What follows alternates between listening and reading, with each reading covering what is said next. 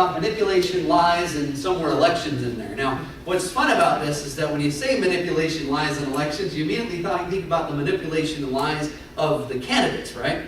But I'm not going to talk about that. We're going to talk about the manipulation and lies that the voters do.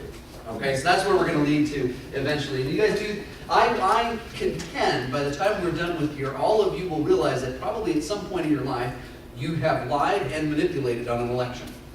Okay? And that's okay. But anyway, we'll get there. That's towards the end. I guess whispering, you know, anyway, okay. So to start off, I thought I'd throw in a few democracy quotes to kind of get a feel for over the years how we feel about democracy as a society. So democracy is 3 wolves and a sheep voting for what to have for supper, right? The consensus after the election is that 100% of Americans think that 50% of Americans have lost their minds. Politicians and diapers have one thing in common. They should both be changed regularly and for the same reason. And this one's usually attributed to Mark Twain, but I don't think it actually is. But if voting made any difference, they wouldn't let us do it. So anyway, so we're going to talk a little bit about voting. Talk about situations over the next 3 lectures where, when does it matter? Like what you vote for, and also like the different kinds of voting methods. And that's really what we're going to look at today.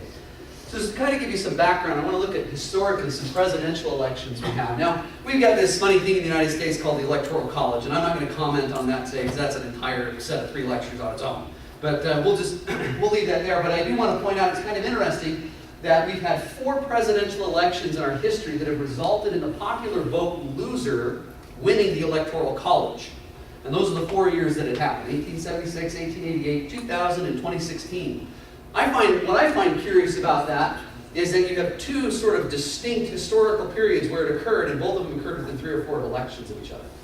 I'm kind of curious, those political scientists that are in there, I'm kind of curious to see the similarities of the political climate in the 1870s and 1880s compared to the political climate today, to see if there's a reason for this kind of funny business to happen, or maybe it had something to do with the proportioning out of the electoral votes or something like that. I don't know. I'm kind of curious to see if there's actually some reason why they occurred together. But my point is simply that we have this notion of sort of unfairness, where the popular vote winner doesn't win the election. That's kind of weird, right? More weird to me is that 17 of our presidential elections have resulted in the winner receiving less than half of the popular vote, meaning that roughly 3 out of 10 American presidential elections, more than half of the electorate voted against the president. Now, we'll find out that in and of itself is not necessarily a bad quality of an election system, but it definitely should give you kind of pause to wonder, are we actually electing who the people want? Maybe, I don't know, but it's kind of weird, right? That happens frequently.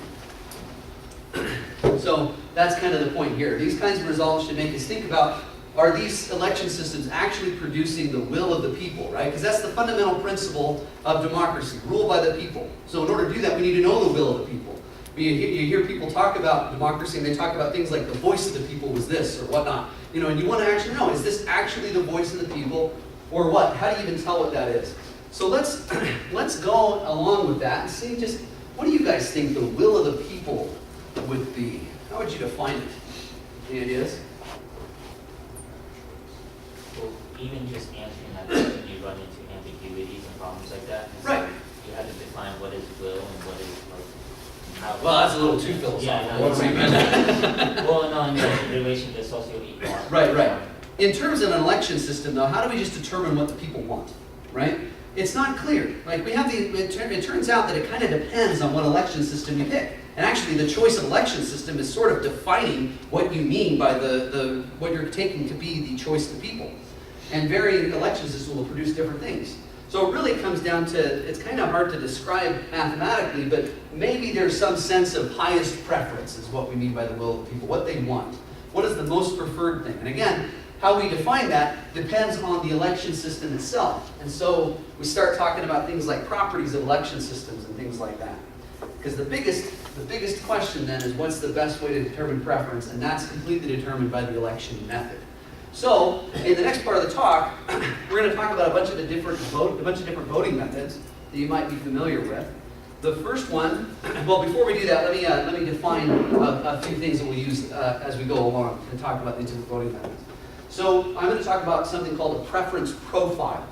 A preference profile, how you build one is you have a collection of candidates, right? And all the voters, instead of picking their favorite one, will rank them.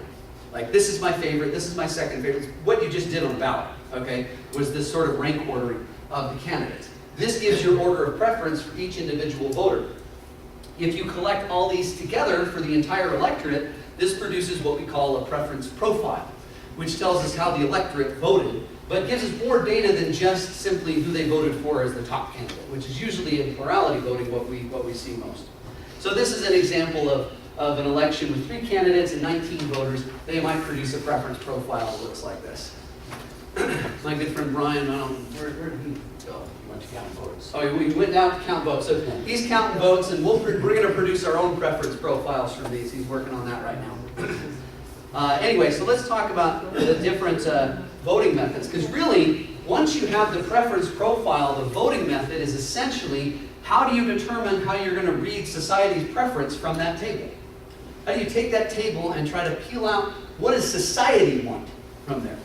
I mean, you know that 6 voters preferred A to B and then to C, and then 7 voters preferred B to A to C. But how do you read off like what the total society would want? Well, one method we use is called plurality voting. And it's actually a generalization of what we call majority voting. Now, majority voting works really well if you have only 2 candidates. If there's only 2 positions to vote for, you have to pick one of them. One of them is going to obtain a majority of votes. Guaranteed, right? That's the majority method. However, if you have 3 or more candidates, it's very possible that no one will receive a majority. In which case, the majority method doesn't produce a winner at all, because you'd have to get a majority of votes to win.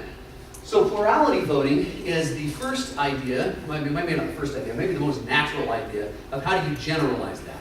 So instead of saying you got to get more than half the votes, you simply say whoever gets the most votes is the winner. Okay? And that's the notion of plurality voting. Now, the problem with this is that it's very easy for the plurality winner to receive less than a majority, which, as I said, may or may not be a real big problem, but it at least gives you pause to wonder about whether or not the plurality winner is really the voice of the people, because you've got all these other candidates, all these other people that voted for the other candidates, and their candidates lose, the plurality winner wins. But what if all these other guys preferred someone, like that majority that didn't win? What if they preferred someone else to that guy as a group? Then shouldn't that other guy win? Right? But how do you tell that if all you're looking at is first place votes? Right? So that's kind of the problem. Plurality voting ignores everybody's, and that preference profile, it ignores every row besides the first. So all those other preferences are just lost to the wind. And you have no idea whether or not who you actually elected is actually who the electorate thought was best. So we'll take a look at this a little bit more, but there's another way you can generalize the majority method that tries to fix this issue by allowing people a second vote. The idea is, it's called the runoff method, and the idea is the first thing you do is you look at the 2 top winners, okay, the 2 people who received the most vote, and so your first round of voter has all the candidates, everybody you pick, sort of like what we just did. You create a preference profile or whatever. You find out who the 2 top guys are and throw everyone else out. But all those other candidates that you just throw out, all those other voters, their votes now become the preference that they had of the 2 winners. So they sort of get like a secondary vote. Does that make sense? And that changes the group. We'll do several examples to see how this works. So no one wins a majority, all but the top 2 candidates are eliminated. The majority winner of the second election, so a second election is held with just those 2 top candidates, then a majority winner is selected.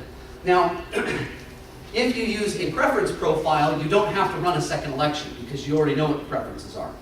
But the way this is typically run in real life is you have a general primary where everybody's there. You find out who the 2 winners are, and then vote again a few weeks later for the second election. This is actually probably the most common method used to vote in heads of states across the world. It's used in France, Russia, almost all of South America, a lot of places in Africa, and all over the place. It's also actually used in the United States In a few cities, they elect their mayor this way, and even a few states elect their governor this way. So that's kind of an interesting thing. So let's take an example of take a look at how the runoff method would work compared to majority and plurality. So here's that same preference profile we have. So if we look at the first row, those are the first place votes. If you were doing a plurality election, those are the only votes you'd see. Nobody else would put anything out there. So does anybody have a majority? There's 19 voters, so you'd have to have what to get a majority? 10, right? Does anybody have 10 votes? Nobody has 10 votes, so majority doesn't elect anybody.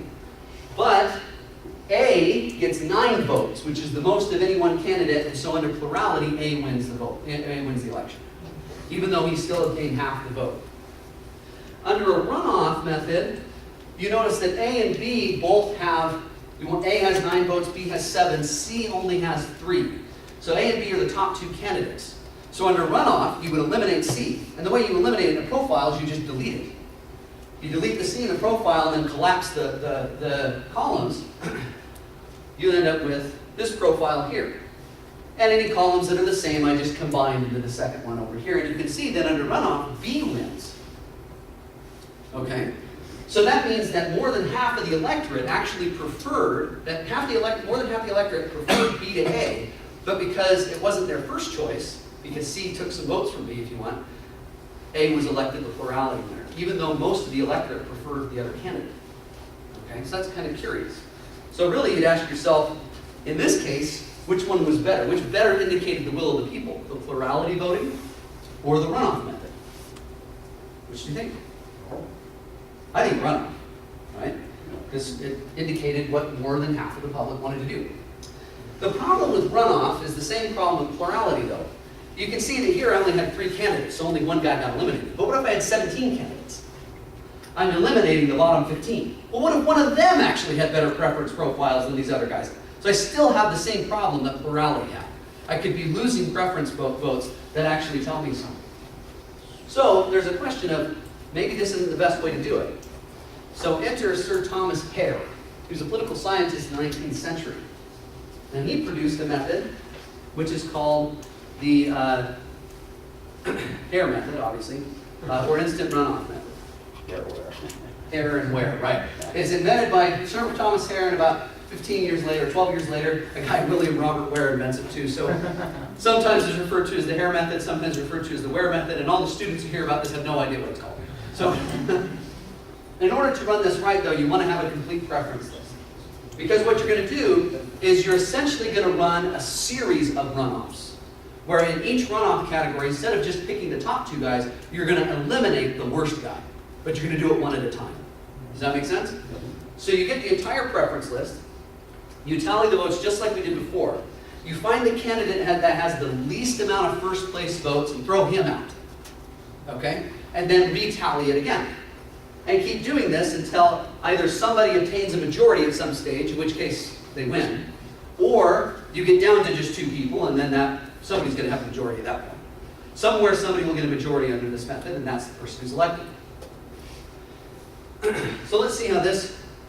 oh, by the way, this is really cool. Maine actually just adopted the Hare method to run all their state elections. Wow.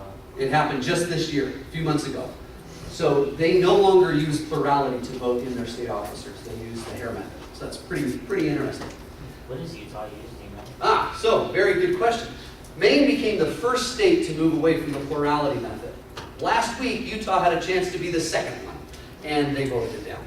It actually passed the State House of Representatives almost unanimously, and then the Senate killed it. Which is interesting. Come on, guys. And this happened like Tuesday. So that's really, really recent.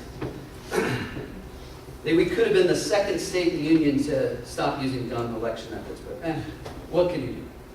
All right, so let's take a look at how the Hare method compares with majority and plurality and runoff. So I'm going to use this preference profile for most of the rest of the voting method stuff. We're just going to use this example over and over again to see what election methods do to this preference profile. So say I have 21 voters. They're voting for 5 different candidates. Nobody receives a majority vote of the first run. Okay? In fact, who wins plurality? So there's no majority. Who wins plurality? V. It has 7 votes, right? Okay, so V wins the plurality vote with 7 votes. Notice that's only a third of the electorate voted for him first.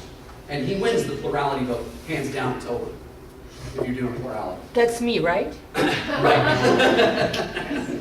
Could be me. Yeah, that's true. Now we have a runoff between X and V because X has 6 votes, V has 7, they're the top 2 candidates. So under the runoff method, everyone else is eliminated. So too bad for W, Y, and Z. They're all gone. And this produces this preference profile. So if you delete all of the X, Y's, and W's, Y's, and Z's out of here, this is the profile you get, which collapses to that, and X wins the election under runoff. Okay? So that's pretty interesting. So X wins under runoff. Now let's take a look at what would happen under the Hare method. Under the Hare method, you eliminate the one who received the least amount of votes. Okay? Z received no votes, no first place votes. So Z's the first one eliminated. Now, if you notice, when you eliminate Z, I think it's this column and this column become identical. See that? No. If you take out, is it? No, they don't. Oh, sorry. I think I have the wrong one. Or maybe it's the next step. First and foremost. Okay, I think maybe No, it's the next. it is. It's YX. Sorry, it doesn't happen yet. It happens in the next elimination. I got ahead of myself. Okay, so we have Z obtains no votes, he's eliminated. So you just delete Z from the preference profile and collapse it into this column. Now look at who has the least first place votes. It'd be W, he only has 3. So now we eliminate W. Now, these two columns are the same. Yeah. If you take out W, these are Y, X, and D. So I'm going to combine them into a single column. Okay? So after W is eliminated, this is what I have. Now who gets eliminated? Well, obviously it says, but X gets 6 votes, right? Y has 8, V has 7. X is eliminated. He's thrown out. And the last thing is between Y and V, and Y trounces V. 14-7 under the Hare method. That's interesting. Okay? So here we got 4 different voting methods and 4 different results. All right, so the real question is coming down to which one is better representing the will of the people? Which one's better representing the preference of the public? It's kind of curious. But we're not done yet. There's more. But wait, there's more. Coombs rule. Hare and Coombs. It's great. I mean, you can't ask for better than that. Hold this on Only the had red. 1-0. I know. So Clyde Coombs was a 20th century psychologist, and he was actually interested in explaining other things rather than just elections, but he designed a method that can be applied to election theory, which is essentially the Hare's method, but it rejects a different person. So what he does is you use the exact same procedure as the Hare's method, except instead of eliminating the worst top candidate, you eliminate the one that's least preferred. So you look at the bottom row, whoever receives the most last place votes, he gets the boot. Does that make sense? So you're eliminating the worst candidate rather than the least best candidate. Does that make sense?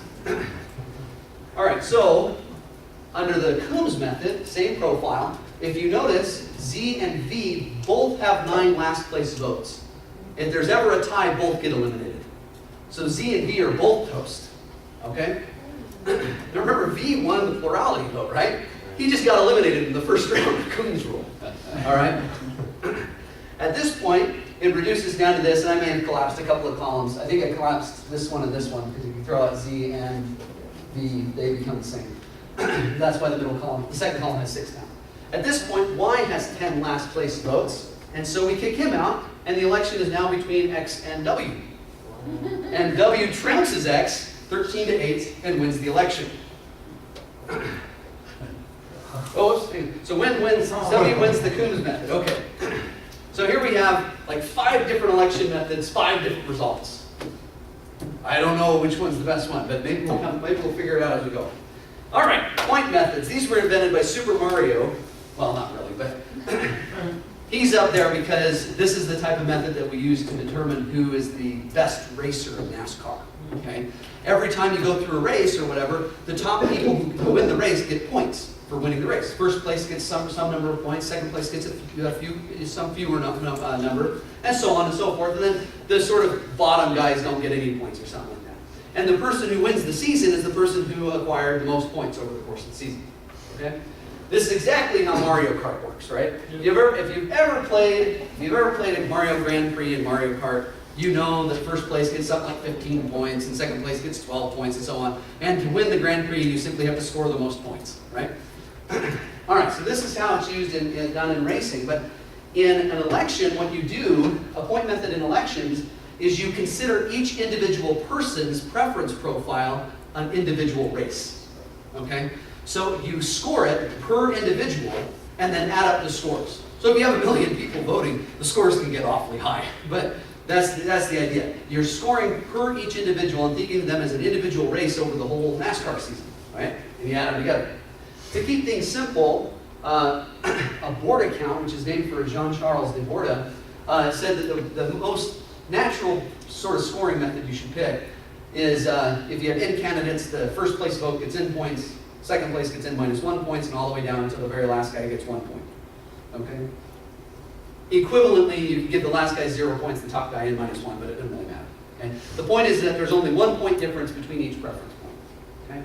Do you have a question? Say point one more time. Point. Only I had a point, and then I can point at points. Anyway. So you add the scores up at the end, highest tally wins. All right, so this is Jean-Charles de Borda. His Wikipedia says, his page says that he was a mathematician, physicist, political scientist, and apparently a sailor. Which one does it fit? I don't know. Anyway. All right, so let's take a look at the board account for our same election that we just did. Okay? So first, let's just do them in alphabetical order. Let's add up V first. All right? V has 7 first place votes, 5 fourth place votes, and 9 last place votes. So he tallies 5 points for every first place and so on all the way down. He gets 54 points total. W scored 3 first place votes, 7 second place votes, and 11 third place votes, and doesn't have any vote below that mark, scoring 76 points. Following the same pattern, you get that X scores 68, Y scores 69, and Z scores 48 points. So again, W wins by the board account. All right? And in fact, I kind of like this method because in some sense you can kind of see why W wins.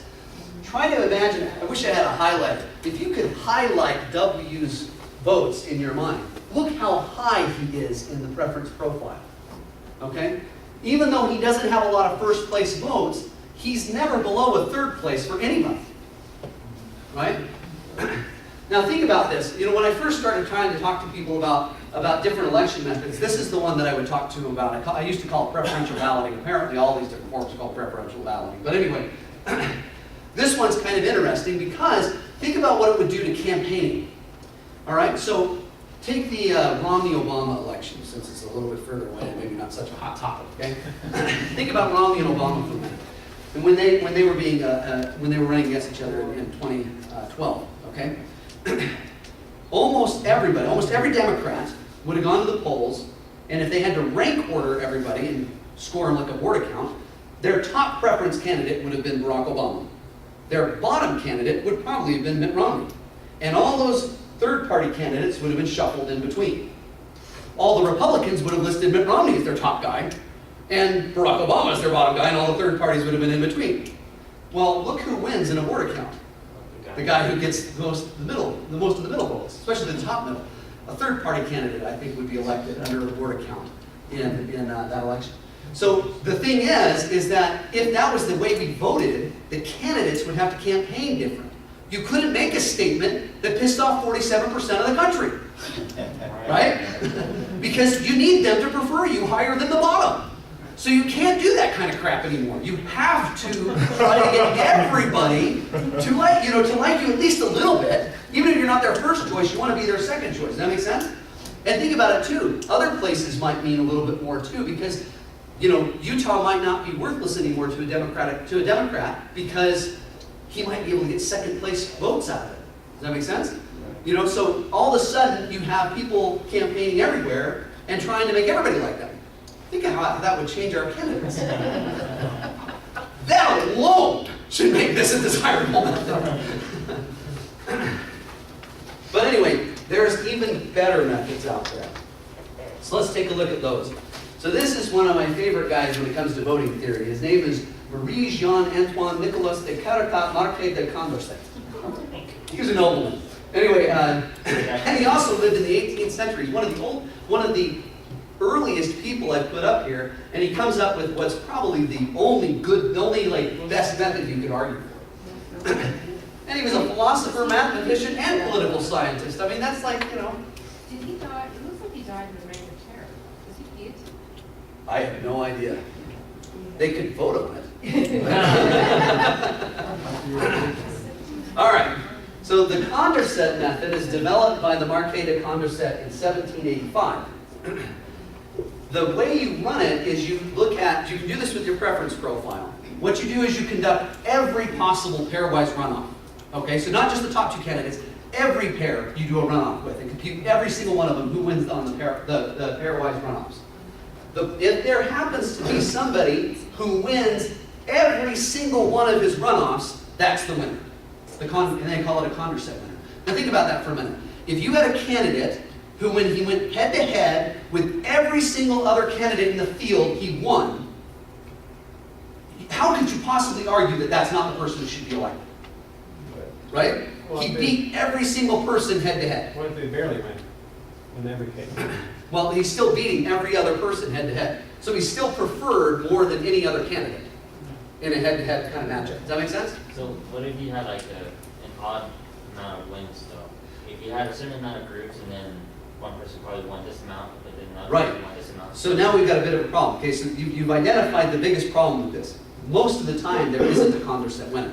There isn't somebody who's going to win every one of his runoffs. Sometimes you get what's called a Condorcet paradox, which we actually have a fun little example. Rock, paper, scissors is a Condorcet paradox. Because rock is preferred to scissors, scissors is preferred to paper, but paper is preferred to rock. You see? So there's nobody who wins all of its pairwise runoffs. Does that make sense? So in other words, preference is not transitive. All right? So if A is preferred to B and B is preferred to C, it is not necessarily true that A is preferred to C. Does that make sense? Not transitive. So you have to be careful about that. All right, so, but definitely, if you have a Condorcet winner, there's very little argument you can make against that guy being the best guy to win. That's the one who should win the election. Brian's looking at me like, no. I was counting the ballots. Did you already say this? How does the head-to-head work?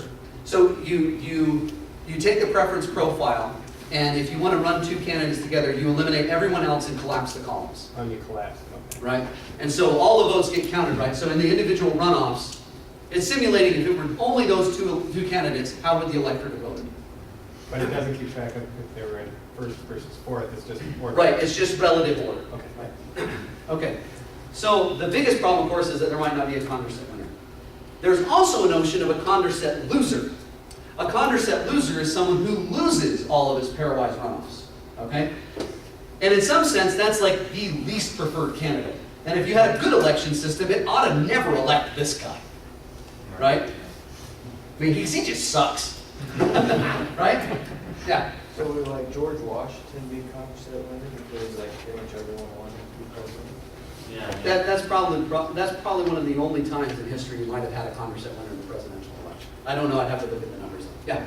I can't tell if this is mathematically possible or not, but what if you have someone who wins 3 and loses 1, but wins by large margins in all 3, and then someone who wins 4 and loses none, but barely? He's still the Condorcet winner. If he wins all of them, it doesn't matter. But that's Because not the a- other guy's losing to him. I see. So Is it's that- the head-to-head that trumps it. Sorry. Oh, whoa! Don't use the T word, man. It was the lowercase. The lowercase T. Anyway, so let's take a look at the Condorcet setup for this preference profile. So to do each of the head-to-head, so for example, if I wanted to do a head-to-head between V and W, I eliminate every other candidate and collapse the columns just as if I'm doing a runoff. But I do every possible pair. So I'll do V with all the letters that come after him, then W with all the letters that come after him, X with all, and so on, and I'll get every single possible pair. And this is what you get. So V loses to W, loses to X, loses to Y, loses to Z. W wins X, Y, Z, and V. So if you look at this, who's the Condorcet winner? W is a Condorcet winner. He wins every single pairwise runoff. Who's the Condorcet loser? V is the Condorcet loser, and plurality elected him. That sucks. Huh? What if there's a tie? What if there's a tie? You can have a tie. You can really have 21, an odd number of voters. But like, what if there's? Well, no, like what if there's a tie between the number of runoffs they win? Well, the Condorcet winner and Condorcet loser has to win all or lose all, so they can't have a tie. If they're winning all or losing all, they have to get everybody. Yeah, it's such a split. So it's definitely possible that an election might not produce a Condorcet winner or a Condorcet loser, but if it does, they're doomed. Okay? This really disturbs me, by the way, that plurality elected the Condorcet loser. All right, so let's take a look at how you might take this. Because the biggest problem with the Condorcet winner method is that the Condorcet winner might not be there. There might not be a Condorcet winner. So it kind of has the same problem the majority does, because there might not be a majority winner. So how do you deal with that? This guy, Nicholas Heidman, who's the only guy up here that's still alive. Well, I guess Super Mario is still alive, but anyway. He's an economist who in 1987 developed something called ranked pairs.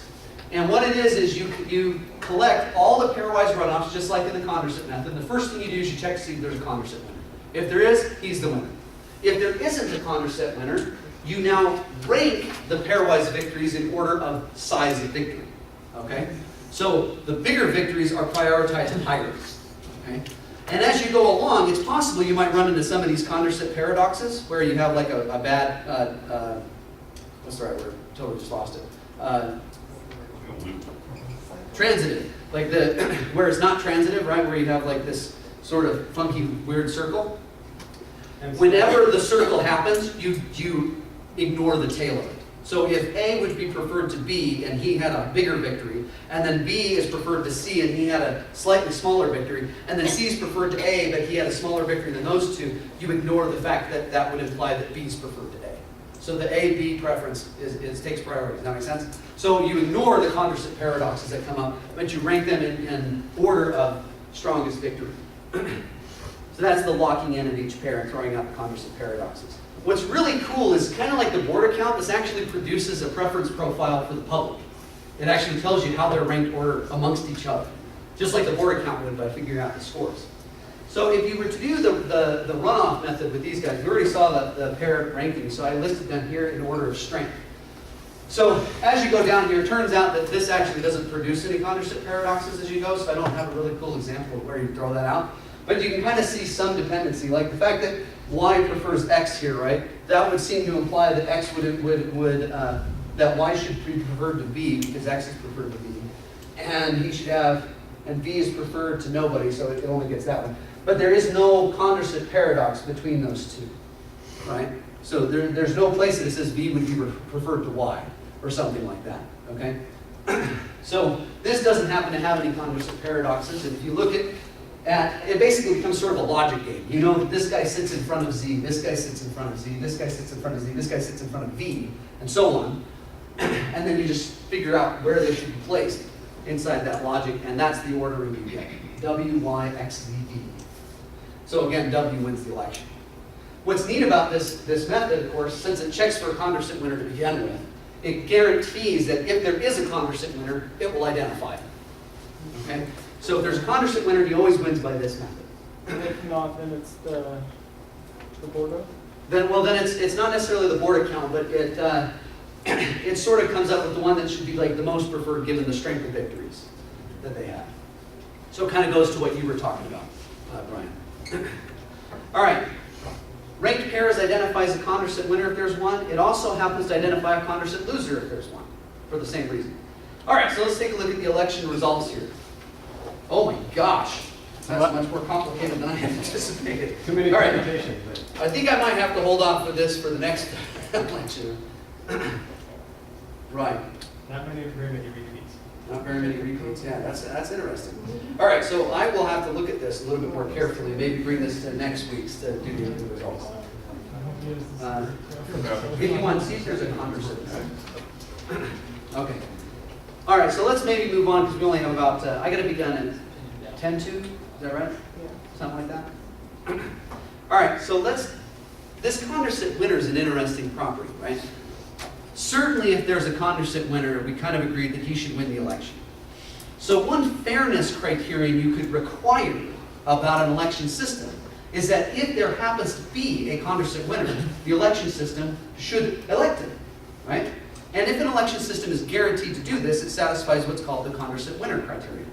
So if it will always elect the Condorcet winner if there is one, it satisfies this criteria. If it fails under any circumstance, it doesn't.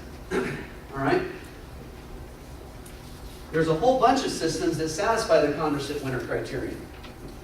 The Condorcet method, obviously, because that's the only thing it looks for. The ranked pairs does it, as we just pointed out. There's a few methods here that I didn't go into too much detail because they're kind of combinations of the other ones. So Nansen's method is you do a border count and then eliminate anyone who scored less than the average and do a new border count. And you just keep repeating this until you have 2 left, and that's the majority. That will elect the Condorcet winner. The black rule kind of gets this property sort of by default, because the first thing it does is checks for a Condorcet winner. So if there's one, it's going to elect it. The second thing it does is a border count afterwards. I think I might be able to get behind this one, because I really kind of like the border count method. Okay, but I definitely want the Condorcet winner to win. So if I had to pick a method, I think I'd pick black's rule. But that's just my opinion. Then there's the Copeland method, which is also kind of cool, and I don't know, it kind of makes me want to use that one too, because it's a little bit easier than the black rule, because you don't have to compute things twice. What this does is it gives a person, a candidate, a point if he wins a pairwise runoff, and he gets a negative point if he loses a pairwise runoff. And then you add the points. Whoever has the most points is the winner. If he's a Condorcet winner, then he only got positive points and he'll score the highest. So the Copeland method is pretty cool. These are systems that fail the Condorcet winner criterion. Majority method fails it. All right? So there are certainly Condorcet winners that didn't win a majority, right? We saw one. Plurality fails it. Runoff fails it. Hare method fails it. Coombs method fails it. And so does the border count. Now, all of these you can find elections that they don't elect the Condorcet winner. So that kind of sucks. All right, let's look at the Condorcet loser criterion though. Because another thing we didn't want to have happen is for the Condorcet loser to win the election. So the Condorcet loser criterion, an election system satisfies that if it will never elect a Condorcet loser. Obviously, we just found out plurality does not satisfy this criterion. Okay? But it's really amazing how many do. These are systems that satisfy the Condorcet loser criterion. Majority method, Condorcet method, ranked pairs, Hare method, Coombs method, border count, Nansen's method, black rule, and Copeland method. Pretty much everything that we talked about today except plurality and runoff, which are the only two the United States uses. Except for Maine. Except for Maine. This really disturbs me. The fact that the only 2 methods that seem to be prevalent in the United States are the methods that suck the most. It just should bother you. It really just should bother you. That's the case. Now it turns out, so these Condorcet winner and loser criterions are sort of fairness criterions.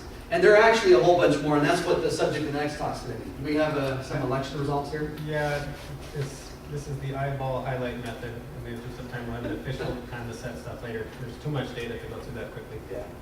But we have n equals 35 ballots, 4 abstaining, 35 were counted. For the best fast food restaurant we have, Wendy's. With method? The plurality? Just got the first. No, this is the Brian method. Oh. So don't. That's mysterious. I did what you said. I looked across, and the W's are near the top. All the rest are near the bottom. So it's probably going to turn out to be Wendy's in a landslide. But in the presidential candidate race, it's not so clear. If I say give 4 points for the top 3, 2, 1, something like that. The border count? Yeah, I guess that's what it's called. It's McMullen in first place. And then Johnson does pretty good as well. Trump and Clinton don't both do bad because they're at the bottom of about half. That's curious, right? And then here we have the actual votes. For the presidential election last Yep. year. So it could either be Johnson, McMullen, Stein, Trump, Clinton, or abstain, and abstain won by a landslide. So apparently what it is more people are embarrassed by what they voted by. It could be that, yeah. Or it could be that, or maybe they just didn't want to say. That's all I got for now. All right. Yes. So we'll take a little closer look at those, but I do find it kind of interesting how many third-party candidates seem to be at the top of some of those things, right? Yeah. Maybe that's an artifact of Utah. We Evan McMullen did score the Yeah, highest yeah. percentage of third-party votes ever in the history of the United States in terms of state by state. So he scored a higher percentage in a state than anyone else had ever done before, any third-party candidate. So that was pretty interesting. All right, so I've got just a couple minutes left here, and I really don't have that much left to do. All I've talked about so far are elections. I haven't told you anything about manipulation and lies yet, right? Which was kind of the 2/3 of the title, so I ought to get there. All right, so let's talk about this. This is Rocky de la Fuente. Does anybody know who he is? This was one of the 2016 presidential candidates. Oh, really? Yeah, he really was. He was on there. He's also the candidate I voted for. Ah, interesting. Rocky de la Fuente. Look like a crook thing. My question to you is, did I waste my vote? Did I what? If you guys are comfortable, how many of you, by a show of hands, and I will not be offended, you can totally, ask Martin, you can call me all sorts of names, I don't get offended, okay? In fact, if you tell me I wasted my vote, it actually kind of proves my point about what I want to say here. So, by a show of hands, if you're willing, how many of you think I wasted my vote by voting for Rocky de la Fuente? Be honest, it's okay, all right? I can't tally that, but it looks roughly half maybe, okay? So, how would Rocky de la Fuente react if he was told that, you mean a vote for me is a vote wasted? Well, it wasn't a vote for me. Anyway, so why was my vote wasted? Those of you that think it was wasted. I'm totally okay with this. Why do you think my vote was wasted? Well, based on our current thing, how the voting runs in the United States, just from a people perspective, it's not attributed, it might be removing it from the overall population, but it's not attributed to something that's already Right. built to So the. the person I voted for had zero chance of winning the election. Yeah. People have short attention spans and your statement is lost in the noise on the next Okay. election. I personally believe currently we have a two-party system, and picking anyone who's not one or the other is kind of like sitting on a fence, and you get neither what you want either way. Well, I agree with you. The reason why I voted, go ahead. You wanna- I was going to say, I Please, feel like Councilor. it reinforces the plurality method of election. And Okay. that by voting for somebody that's not really going to matter, you're just letting the person who gets the highest overall vote win. But by voting for the person who's going to be the top two, I'm kind of still contributing to that, right? I'm trying to make them have a higher voting kind of thing. I don't know, it's kind of interesting, right? I mean, I agree with you. From a mathematical perspective, I totally wasted my vote.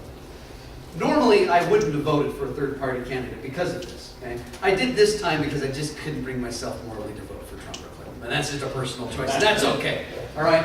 I just couldn't do it, and I figured whoever won, it was going to suck for me anyway, so I didn't care. Can I still think, I Yeah. actually think that even though like mathematically it might be possible, I think that it still sort of makes a point if the election becomes historically significant in terms of having the most third-party votes. Yeah. Then I think that it's making a point and showing that the people aren't happy. Right. One thing a high third-party turnout can be is it can sometimes indicate that we're not really happy with the way our election method is, or the fact that we have, a two-party system or something like that. Brian and I have been having this conversation of when does somebody's vote actually make a difference? Like when do they actually cause the election to win or something like that? And for example, this is kind of a good example of the fact that mine kind of mathematically was wasted, because if I changed what I did, it wouldn't have affected the election, right, at all. But if a huge chunk of the electorate had chosen to vote third party with me, it might have made a difference. The problem is it's really hard to motivate a huge chunk of the group to risk it. And sometimes when you do, they tend to only steal votes from one other candidate. So then you get Bill Clinton, Bob Dole, and Ross Perot from the 1996 election, right? Ross Perot garnered something like 15% or something like that of the vote. If those votes had been added onto Bob Dole's amount, he would have won the election. So that's kind of a curious thing that we have. And it's all based on the fact that we use a plurality system to vote. Now, granted, there's the Electoral College, which is sort of a weird conversion factor, but essentially we use a plurality system to elect things, to elect people. All right, so let me ask you this. How many of you voted, I'll try to finish up here in a few minutes, how many of you voted or have voted at some point in your life for a candidate you didn't actually like because to do otherwise would have handed the election to somebody you like even less? If not every hand goes up in the room, I'm going to be dead surprised. Okay? I mean, I don't think with the current, the last like 7 elections, that there's been one that somebody's like, yeah, I totally voted my way every time. You know, somebody, somewhere along the line, I bet it's got to suck for you to vote for somebody that you didn't actually like because the alternative was worse. How often do you hear, I voted for the lesser of 2 evils? Right. All the time, right? Okay, now given the honest preferences that we just garnered and how many third-party votes were actually in there, I submit to you a hypothesis that what we're actually doing is not voting our actual preference. We're essentially lying on our ballot by saying that we want somebody else to win who's not actually who we actually want to win, because we don't think our guy has a chance, right? Now, it's not lying in the sense of an immoral kind of thing or whatever, but you're kind of playing the game. You're looking at the rules of the system, and you're playing the game. You're trying to actually play it intelligently. We call this strategic voting, when you don't actually vote your preference, your actual preference, in order to try to make something else happen. We call that an insincere ballot. But essentially what it is you're giving a dishonest preference to manipulate the results of an election by exploiting the weaknesses in the election system. How many negative connotative words are in that sentence? And we all do it. This really kind of bothered me. But I mean, there is something that's kind of cool about this, right? Anybody who plays a game that has a lot of rules in it, I mean, exploiting the rules is kind of the point of the game, right? If you've ever played like Magic or Dungeons and Dragons or something like that, exploiting the rules of the game is how you win, right? I mean, that's kind of the point. And so it's kind of cool that the strategic voting is essentially exploiting the rules of the game to try to manipulate the best possible scenario you can realistically achieve. And so in that way, there's no foul play or anything like this. You're just playing it smart. But anyway, I only had a couple of examples here to show that this kind of stuff. A poll system here. This is kind of interesting. I'll do it real fast. Say you're a C supporter, but you very strongly support B over A. And a couple of weeks before the election, a poll comes out that looks like this. 180 votes for A, 107 out of 390 voters, 170 votes for B, and only 40 points for C. As a C supporter who strongly supports B over A, what do you do at this point when you go to the actual poll? Everybody's going to vote for B, right? Yep. Because that's the only, there's no way C can win. But the interesting thing is, here's the actual profile, preference profile for the public, for that example. C's a Courtship winner. Yeah. Okay? And any pairwise runoff, C wins.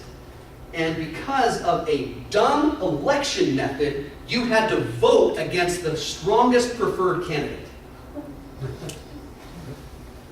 That should bother the heck out of everyone in this one. That really sucks. We're essentially sort of trapped by the election method we choose. How we choose as a society to determine who the society actually prefers out of a group of preferences makes a huge difference. And so if we don't do this smart, if we only plurality is kind of funny because it's sort of like the natural thing you do. The person who gets the most votes, of course they're the winner, right? It's sort of like the sort of natural thing that you would first try. But if we don't really investigate and see how crappy it is, we might not realize that we're actually really screwing ourselves over. And we've been doing this for 200 years, right? 250 years or something like that. So it's really kind of interesting. Anyway, I'm going to leave it at that. There's a poll assumption here about the fact that everybody will switch in a plurality system, and in that case, the Courtship winner can only win if he happens to be one of the top 2. There's a poll fairness criterion about this that says that an election satisfies this criterion if somebody dropping out that's not one of the top 2 can't affect the election results. And a system that satisfies it in every instance, the system itself satisfies it. But I'm not so sure that this is actually a good fairness criterion. Because what it's trying to do is it's trying to preserve the faithfulness of the poll in terms of like the poll predicting who the actual winner is.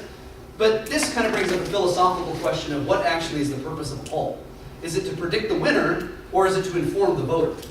If it's to inform the voter, then you actually wouldn't care about this poll fairness criterion. Because I think the purpose of a poll is actually to inform the voter of the possible necessity of a strategic vote, so that they can avoid a crappy situation and try to go for something that's second best.